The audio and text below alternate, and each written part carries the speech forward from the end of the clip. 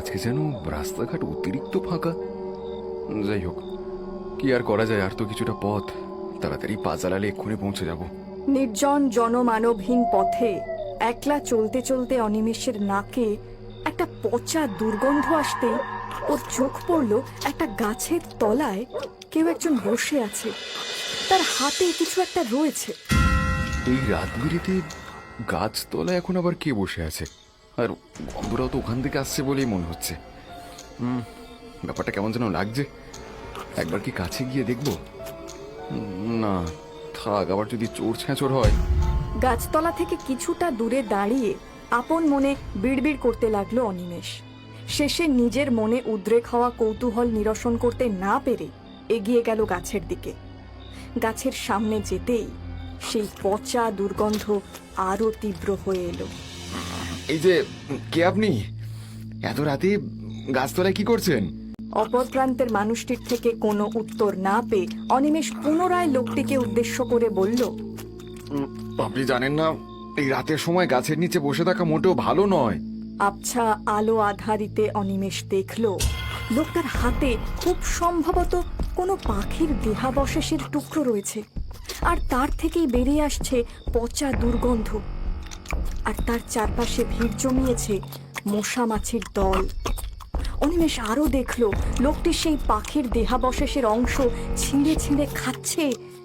খেতে খেতে লোকটি অনিমেষকে বলল,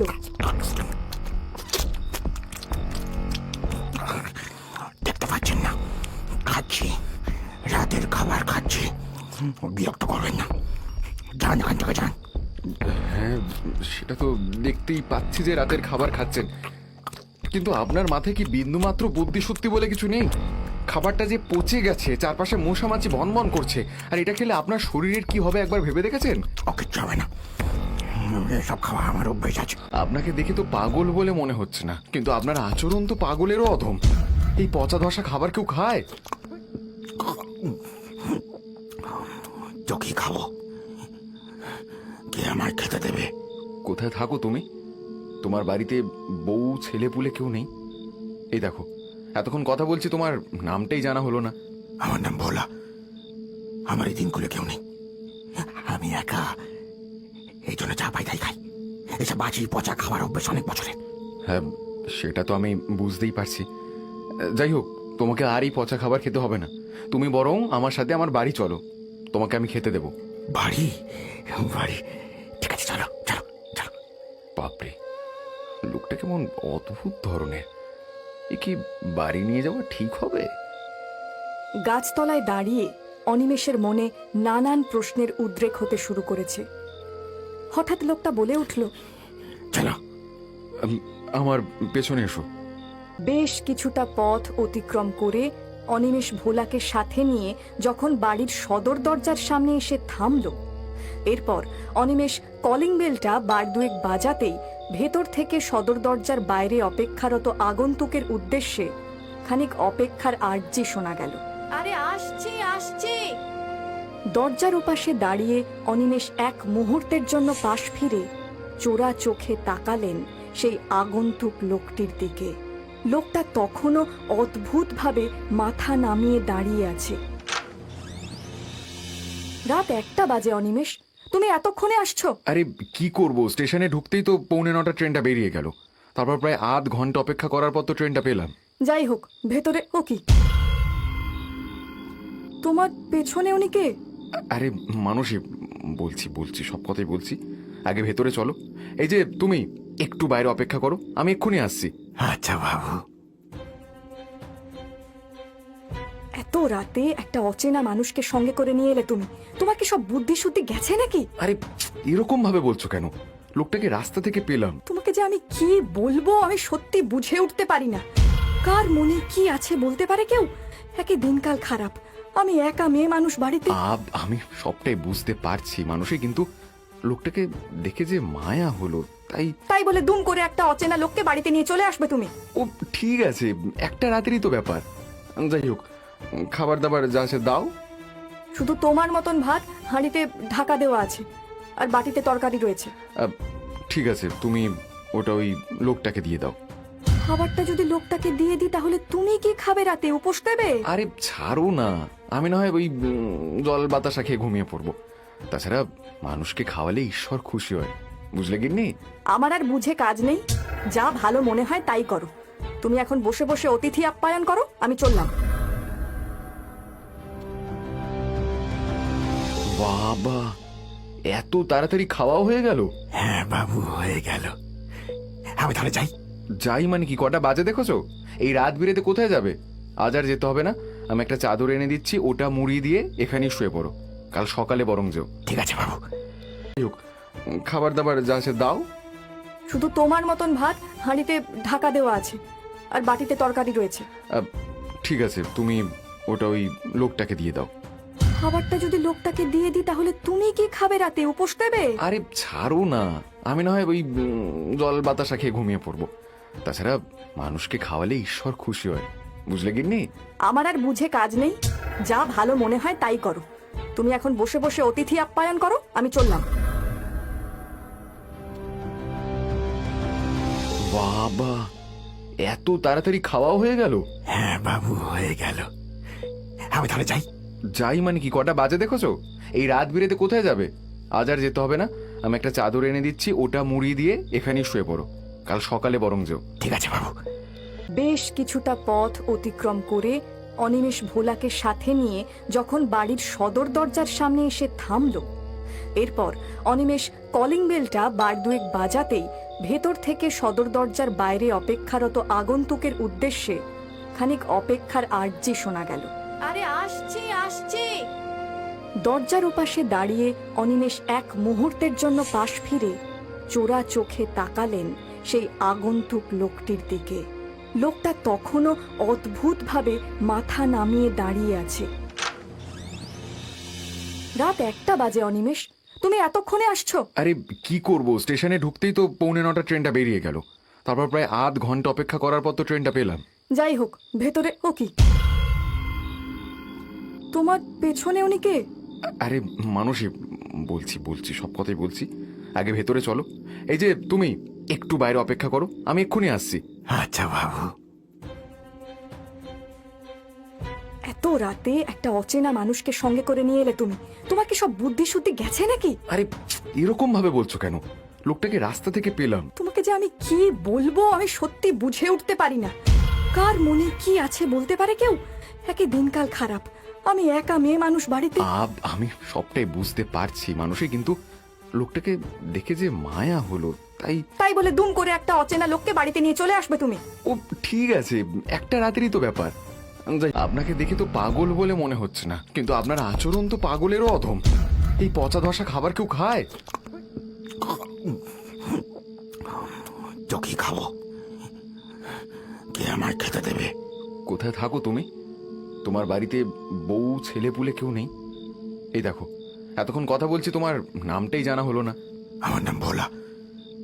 আমার এই দিনগুলো কেউ নেই, আমি একা, এই জন্য যা পাই তাই খাই। এসব বাজি পচা খাবার অভ্যেস অনেক বছরের। হ্যাঁ, সেটা তো আমি বুঝতেই পারছি। যাই হোক, তোমাকে আর এই পচা খাবার খেতে হবে না, তুমি বরং আমার সাথে আমার বাড়ি চলো, তোমাকে আমি খেতে দেবো। বাড়ি? বাড়ি? ঠিক আছে, চলো চলো চলো। বাপরে, লোকটা কেমন অদ্ভুত ধরনের, এ কি বাড়ি নিয়ে যাওয়া ঠিক হবে? গাছতলায় দাঁড়িয়ে অনিমেষের মনে নানান প্রশ্নের উদ্রেক হতে শুরু করেছে। হঠাৎ লোকটা বলে উঠল, চলো। আমার পেছনে এসো। অপর প্রান্তের মানুষটির থেকে কোনো উত্তর না পেয়ে অনিমেষ পুনরায় লোকটিকে উদ্দেশ্য করে বলল, আপনি জানেন না, এই রাতের সময় গাছের নিচে বসে থাকা মোটেও ভালো নয়। আবছা আলো আধারিতে অনিমেষ দেখল লোকটার হাতে খুব সম্ভবত কোনো পাখির দেহাবশেষের টুকরো রয়েছে, আর তার থেকেই বেরিয়ে আসছে পচা দুর্গন্ধ, আর তার চারপাশে ভিড় জমিয়েছে মশা মাছির দল। অনিমেষ আরো দেখল লোকটি সেই পাখির দেহাবশেষের অংশ ছিঁড়ে ছিঁড়ে খাচ্ছে। খেতে খেতে লোকটি অনিমেষকে বলল,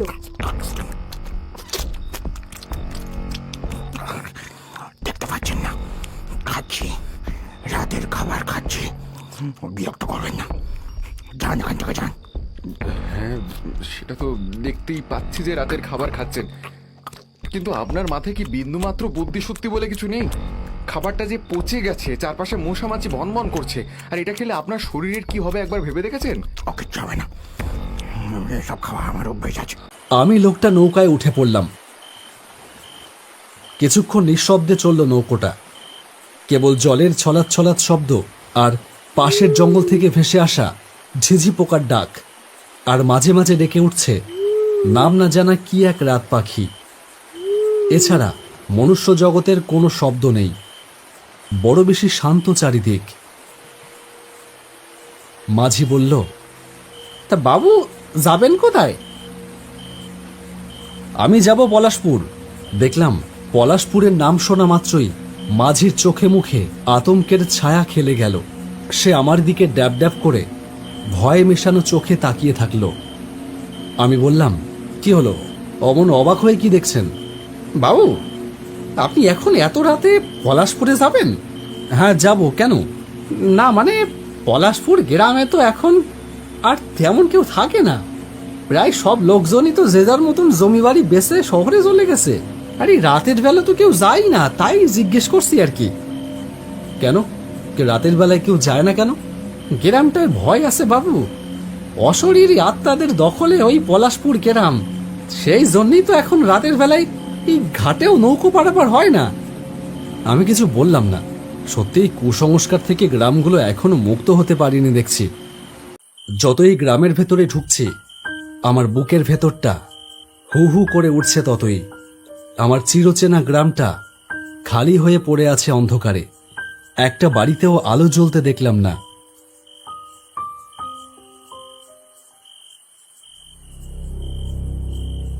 হঠাৎ দেখলাম একটা ভাঙা দেওয়ালের গায়ে কার যেন ছায়া নড়াচড়া করছে।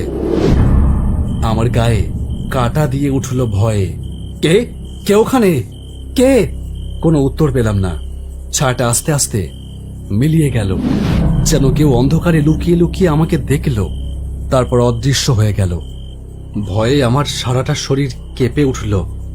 নিজের মনকে বোঝালাম এটা আমার মনেরই ভুল হবে, হয়তো ভুল অথবা ভ্রম ছাড়া এটা আর অন্য কিছু হতে পারে না।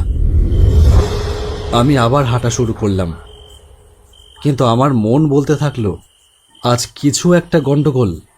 যেন আরো কিছুটা নৌকো চলবার পরে নৌকোটা ঘাটে এসে লাগলো।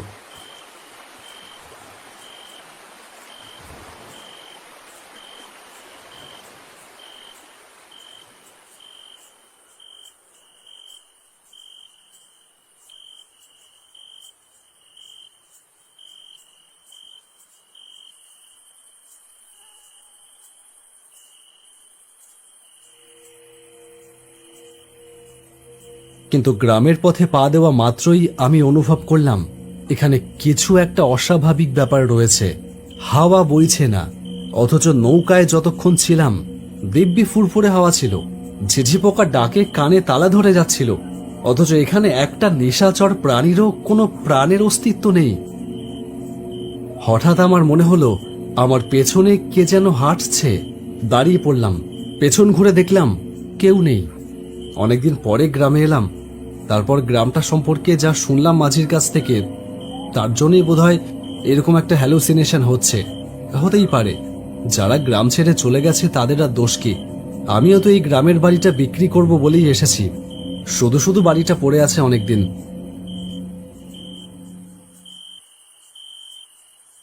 আমি আবার হাঁটা শুরু করলাম। দাঁড়িয়ে দাঁড়িয়ে কি করব তাই ভাবছি। ব্রিজ পেরিয়ে যাওয়া যায়, কিন্তু সে ব্রিজ তো এখান থেকে অনেকটা দূরে, সেই বড় শহরের দিকে।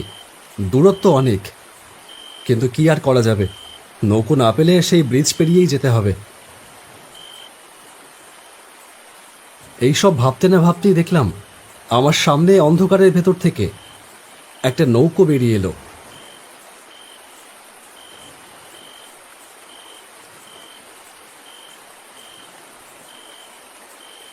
মাঝি বলল, বাবু কি ওই পারে যাবেন? হ্যাঁ, যাব বলেই তো দাঁড়িয়ে আছি। তা তুমি কোথায় ছিলে এতক্ষণ? আমি তো রাতের বেলা নৌকো চালাই না বাবু। সন্ধ্যা নামার আগে পর্যন্ত এই ঘাটে নৌকো চলে, তারপরে আর চলে না। তাহলে তুমি এখন নৌকা নিয়ে এখানে কি করছো? এই রাতের বেলায় আমি নদীতে মাছ ধরি বাবু। আপনারে দেখলাম, ভাবলাম আপনি হয়তো নদী পার করবেন, তাই দেখে এগিয়ে আসলাম। উঠে আসেন বাবু, আমি আপনারে নিয়ে যাচ্ছি। আমি লোকটা নৌকায় উঠে পড়লাম। কিছুক্ষণ নিঃশব্দে চলল নৌকোটা। কেবল জলের ছলাৎ ছলাৎ শব্দ আর পাশের জঙ্গল থেকে ভেসে আসা ঝিঝি পোকার ডাক, আর মাঝে মাঝে ডেকে উঠছে নাম না জানা কি এক রাত পাখি। এছাড়া মনুষ্য জগতের কোনো শব্দ নেই, বড় বেশি শান্ত চারিদিক। মাঝি বলল, তা বাবু যাবেন কোথায়? আমি যাব পলাশপুর। দেখলাম পলাশপুরের নাম শোনা মাত্রই মাঝির চোখে মুখে আতঙ্কের ছায়া খেলে গেল। সে আমার দিকে ড্যাব ড্যাব করে ভয়ে মেশানো চোখে তাকিয়ে থাকলো। আমি বললাম, কি হলো, অমন অবাক হয়ে কি দেখছেন? বাবু, আপনি এখন এত রাতে পলাশপুরে যাবেন? হ্যাঁ যাব, কেন? না মানে পলাশপুর গ্রামে তো এখন আর তেমন কেউ থাকে না, প্রায় সব লোকজনই তো যে যার মতন জমি বাড়ি বেচে শহরে চলে গেছে। আর এই রাতের বেলা তো কেউ যায় না, তাই জিজ্ঞেস করছি আর কি। কেন, রাতের বেলায় কেউ যায় না কেন? গ্রামটায় ভয় আছে বাবু, অশরীরী আত্মাদের দখলে ওই পলাশপুর গ্রাম। সেই জন্যই তো এখন রাতের বেলায় এই ঘাটেও নৌকো পারাপার হয় না। আমি কিছু বললাম না। সত্যিই কুসংস্কার থেকে গ্রামগুলো এখনো মুক্ত হতে পারিনি দেখছি। সেই রাতে যখন আমি পলাশপুরের মাটিতে পা রাখলাম, আমি ভাবতেও পারিনি যে এই সফর আমার জন্যে মৃত্যুর চেয়েও ভয়ানক হতে চলেছে। আমি শহর থেকে গ্রামের বাড়ি পলাশপুরে ফিরছিলাম অনেক বছর বাদে। পলাশপুরে আমাদের গ্রামের বাড়িটা খালি পড়ে রয়েছে। মূলত সেই বাড়িটা বিক্রির জন্যই আমার পলাশপুরে আসা। অফিসে কাজের চাপ মিটিয়ে আরও টুকিটাকি কাজকর্ম সারতে সারতে দেরি হয়ে গিয়েছিল বেরোতে। পলাশপুরে পৌঁছাতে তাই বেশ রাত হয়ে গেল। আমার বাড়ি সুবর্ণরেখা নদীর ওই পারে। নদী পার হয়ে ওই পারে যেতে হবে, কিন্তু ঘাটে এসে দেখলাম ঘাটে কোনো নৌকো নেই। সে কি, রাত সবে 8টা বাজে, এরই মধ্যে ঘাট খালি হয়ে গেল। সত্যি এই গ্রামের আর উন্নতি হলো না। আজকে যেন রাস্তাঘাট অতিরিক্ত ফাঁকা। যাই হোক, কি আর করা যায়, আর তো কিছুটা পথ, তাড়াতাড়ি পা চালালে এক্ষুনি পৌঁছে যাব। নির্জন জনমানবহীন পথে একলা চলতে চলতে অনিমেষের নাকে একটা পচা দুর্গন্ধ আসতে ওর চোখ পড়ল একটা গাছের তলায় কেউ একজন বসে আছে, তার হাতে কিছু একটা রয়েছে। এই রাত বিরেতে গাছতলায় এখন আবার কে বসে আছে? আর গন্ধরাও তো ওখান থেকে আসছে বলেই মনে হচ্ছে। ব্যাপারটা কেমন যেন লাগছে। একবার কি কাছে গিয়ে দেখবো? না থাক, আবার যদি চোর ছ্যাঁচোর হয়। গাছতলা থেকে কিছুটা দূরে দাঁড়িয়ে আপন মনে বিড়বিড় করতে লাগলো অনিমেষ। শেষে নিজের মনে উদ্রেক হওয়া কৌতূহল নিরসন করতে না পেরে এগিয়ে গেল গাছের দিকে। গাছের সামনে যেতেই সেই পচা দুর্গন্ধ আরো তীব্র হয়ে এলো। এই যে, কে আপনি? এত রাতে গাছতলায় কি করছেন? সেই রাতে যখন আমি পলাশপুরের মাটিতে পা রাখলাম, আমি ভাবতেও পারিনি যে এই সফর আমার জন্যে মৃত্যুর চেয়েও ভয়ানক হতে চলেছে।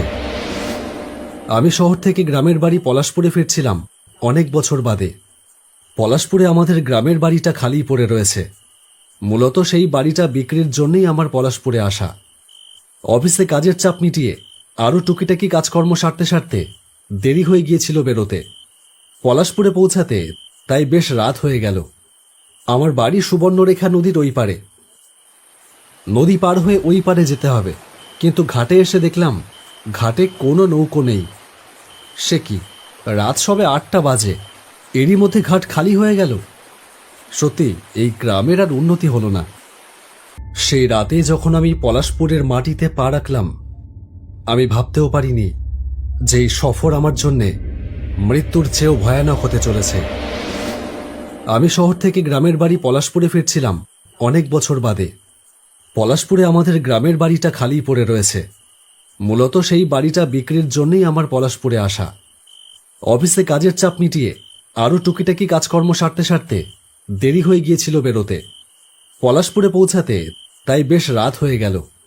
আমার বাড়ি সুবর্ণরেখা নদীর ওই পারে। নদী পার হয়ে ওই পারে যেতে হবে, কিন্তু ঘাটে এসে দেখলাম ঘাটে কোনো নৌকো নেই। সে কি, রাত সবে 8টা বাজে, এরই মধ্যে ঘাট খালি হয়ে গেল। সত্যি এই গ্রামের আর উন্নতি হলো না। দাঁড়িয়ে দাঁড়িয়ে কি করব তাই ভাবছি। ব্রিজ পেরিয়ে যাওয়া যায়, কিন্তু সে ব্রিজ তো এখান থেকে অনেকটা দূরে, সেই বড় শহরের দিকে, দূরত্ব অনেক। কিন্তু কি আর করা যাবে, নৌকো না পেলে সেই ব্রিজ পেরিয়েই যেতে হবে। এইসব ভাবতে না ভাবতেই দেখলাম আমার সামনে অন্ধকারের ভেতর থেকে একটা নৌকো বেরিয়ে এলো।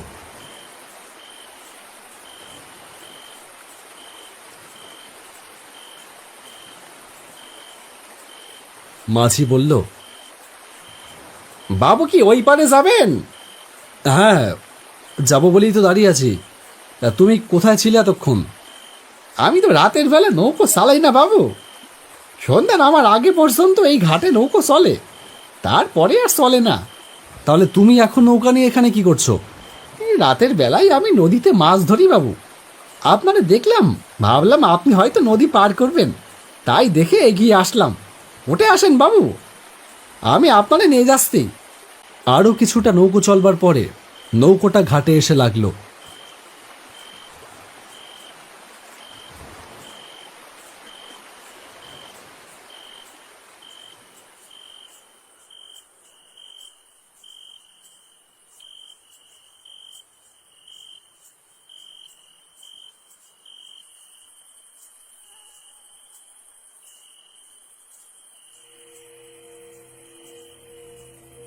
কিন্তু গ্রামের পথে পা দেওয়া মাত্রই আমি অনুভব করলাম এখানে কিছু একটা অস্বাভাবিক ব্যাপার রয়েছে।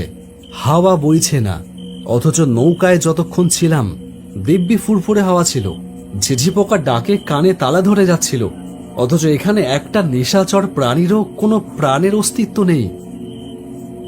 হঠাৎ আমার মনে হলো আমার পেছনে কে যেন হাঁটছে। দাঁড়িয়ে পড়লাম, পেছন ঘুরে দেখলাম কেউ নেই। অনেকদিন পরে গ্রামে এলাম, তারপর গ্রামটা সম্পর্কে যা শুনলাম মাঝির কাছ থেকে, তার জন্যই বোধহয় এরকম একটা হ্যালুসিনেশন হচ্ছে।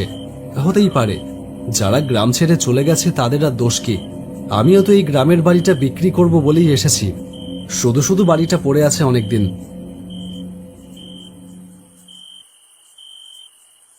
আমি আবার হাঁটা শুরু করলাম। যতই গ্রামের ভেতরে ঢুকছি আমার বুকের ভেতরটা হু হু করে উঠছে ততই। আমার চিরচেনা গ্রামটা খালি হয়ে পড়ে আছে অন্ধকারে, একটা বাড়িতেও আলো জ্বলতে দেখলাম না।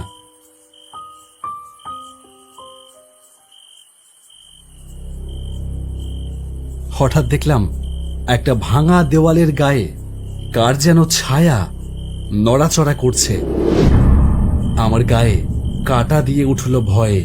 কে কে ওখানে? কে? কোনো উত্তর পেলাম না। ছায়াটা আস্তে আস্তে মিলিয়ে গেল, যেন কেউ অন্ধকারে লুকিয়ে লুকিয়ে আমাকে দেখল, তারপর অদৃশ্য হয়ে গেল। ভয়ে আমার সারাটা শরীর কেঁপে উঠল। নিজের মনকে বোঝালাম এটা আমার মনেরই ভুল হবে, হয়তো ভুল অথবা ভ্রম ছাড়া এটা আর অন্য কিছু হতে পারে না। আমি আবার হাঁটা শুরু করলাম, কিন্তু আমার মন বলতে থাকলো আজ কিছু একটা গন্ডগোল। যেন সাথে সাথে বাঁশ বাগানের ভেতরে একটা হাওয়া চলতে শুরু করলো। তারা ভয়ে সেখানে থমকে দাঁড়িয়ে পড়ল। তখনই একটা খনা গলায় কেউ বলে উঠল,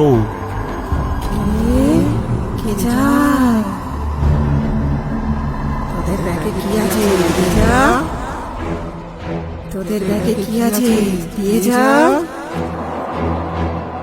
এদিক ওদিক তাকিয়ে কোথাও কাউকে দেখতে পেল না তারা।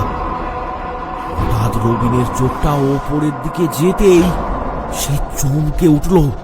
সে দেখল বাঁশ গাছের একদম ওপরে সাদা কাপড় পরা কেউ যেন বসে রয়েছে। তার অর্ধেক শরীর দেখা যাচ্ছে না, সেটা বাঁশ গাছে ঢাকা পড়েছে।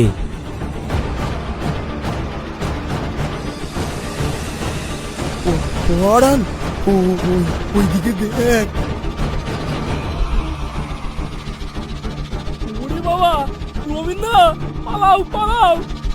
তারা দৌড় দিল সেখান থেকে। পেছন থেকে একটা ভয়ানক চিৎকার ভেসে আসলো। দিয়ে যা, দিয়ে যা, আমায় দিয়ে যা। আসলে ওই ছোট রাস্তার মাঝে পড়ে একটা মস্ত বড় বাঁশ বাগান, আর সেখানেই ওই বাঁশ ঝাড়ের মাথায় থাকে এক ঝাঁপড়ি।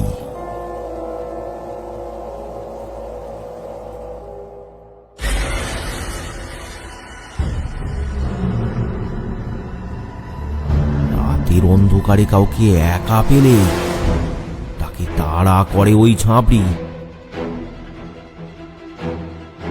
বিশেষ করে কারো কাছে যদি কোনো খাবার থাকে, তাহলে তার ওই খাবারে সে নজর লাগিয়ে দেয়। তাই অন্ধকার নামার পর কেউ খুব একটা দরকার ছাড়া ওই পথ দিয়ে যায় না। ঠিক যেমন আজ রবিন আর পরাণ বাধ্য হয়েছে ওই পথটা বেছে নিতে। ঝিরঝির করে বৃষ্টি পড়ছে।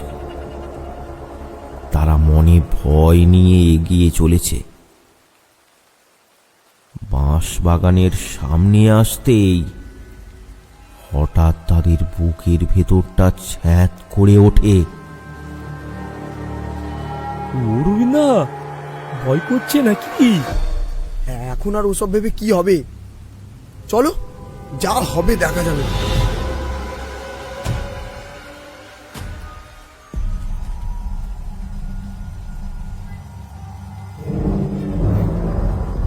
তারা দ্রুত পা চালিয়ে বাঁশ বাগানের ভেতরে পা রাখলো। পরাণও সেটা নিয়ে বাড়ির দিকে রওনা দিল। মাথা খারাপ নাকি? এত খাবার কেউ নষ্ট করে? কষ্ট করে রোজগার করা টাকা। পরাণের বাড়িতে আছে তার বউ আর বছর 10 এক ছেলে। বাবার বাড়ি ফেরার কথা শুনে তার ছেলে এখনো জেগে আছে। যে আশায় সে এখনো জেগে আছে যে তার বাবা শহর থেকে নিশ্চয়ই তার জন্য অনেক কিছু কিনে আনবে। তাই পরাণ বাড়ি ফিরতেই তার ছেলে বলে ওঠে, বাবা এসে গেছে, বাবা এসে গেছে, বাবা, বাবা। পরাণও সেটা নিয়ে বাড়ির দিকে রওনা দিল। মাথা খারাপ নাকি? এত খাবার কেউ নষ্ট করে? কষ্ট করে রোজগার করা টাকা। পরাণের বাড়িতে আছে তার বউ আর বছর 10 এক ছেলে। বাবার বাড়ি ফেরার কথা শুনে তার ছেলে এখনো জেগে আছে।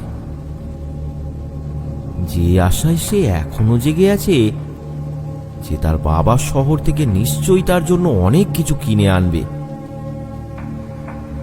তাই পরাণ বাড়ি ফিরতেই তার ছেলে বলে ওঠে, বাবা এসে গেছে, বাবা এসে গেছে, বাবা, বাবা। ঝিরঝির করে বৃষ্টি পড়ছে।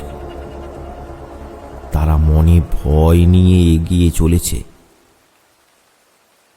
বাঁশ বাগানের সামনে আসতেই হঠাৎ তাদের বুকের ভেতরটা ছ্যাঁত করে ওঠে। রবিনা, ভয় করছে নাকি? এখন আর ওসব ভেবে কি হবে? চলো, যা হবে দেখা যাবে।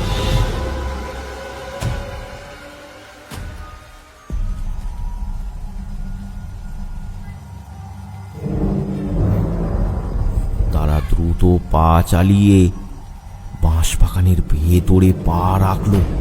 আসলে ওই ছোট রাস্তার মাঝে পড়ে একটা মস্ত বড় বাঁশ বাগান,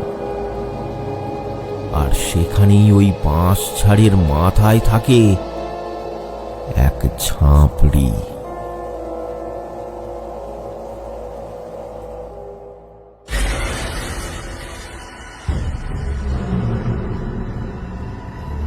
রাতের অন্ধকারে কাউকে একা পেলে তাকে তাড়া করে ওই ঝাঁপড়ি। বিশেষ করে কারো কাছে যদি কোনো খাবার থাকে, তাহলে তার ওই খাবারে সে নজর লাগিয়ে দেয়। তাই অন্ধকার নামার পর কেউ খুব একটা দরকার ছাড়া ওই পথ দিয়ে যায় না। ঠিক যেমন আজ রবিন আর পরাণ বাধ্য হয়েছে ওই পথটা বেছে নিতে। সে দেখল বাঁশ গাছের একদম ওপরে সাদা কাপড় পরা কেউ যেন বসে রয়েছে। তার অর্ধেক শরীর দেখা যাচ্ছে না, সেটা বাঁশ গাছে ঢাকা পড়েছে।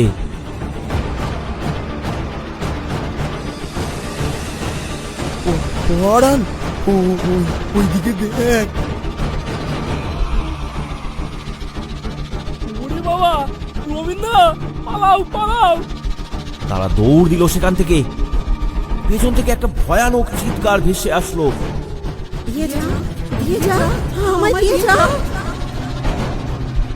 সাথে সাথে বাঁশ বাগানের ভেতরে একটা হাওয়া চলতে শুরু করলো। তারা ভয়ে সেখানে থমকে দাঁড়িয়ে পড়ল। তখনই একটা খনা গলায় কেউ বলে উঠল,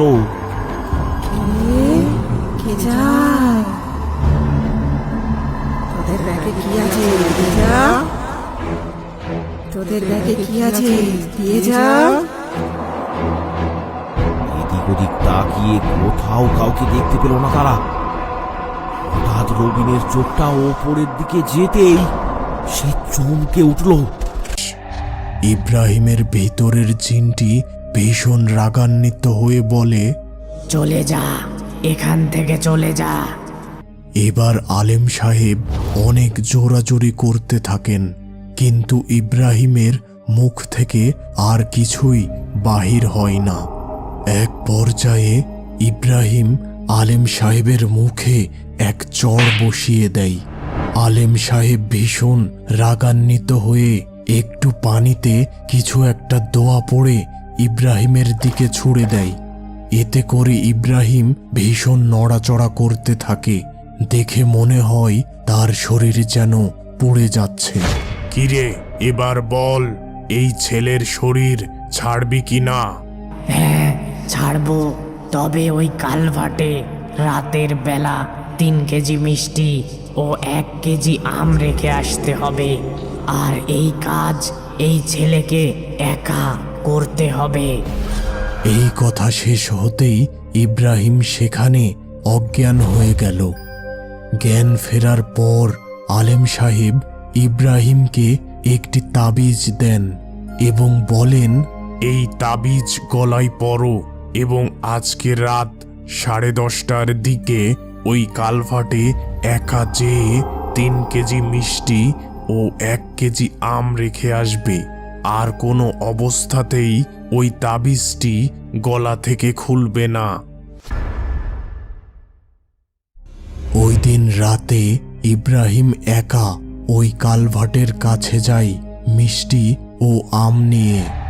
সেখানে সে একটি কালো বিড়াল দেখতে পায়। মিষ্টি ও আমের প্যাকেট সেখানে রেখে নিজ বাসার দিকে রওনা হয়। পিছনে অস্বাভাবিক কিছু শব্দ শুনতে পায়, তবে সে পিছনে তাকানোর সাহস পায় না। এই ঘটনার পর বেশ কয়েকদিন ইব্রাহিমের জ্বর ছিল, তবে এরপর তার সাথে আর কোনো অস্বাভাবিক কিছু ঘটেনি। সেই কালভার্টটি ওই গ্রামে এখনো আছে, তবে বর্তমানে তেমন কোনো অস্বাভাবিক কিছুর কথা শোনা যায় না।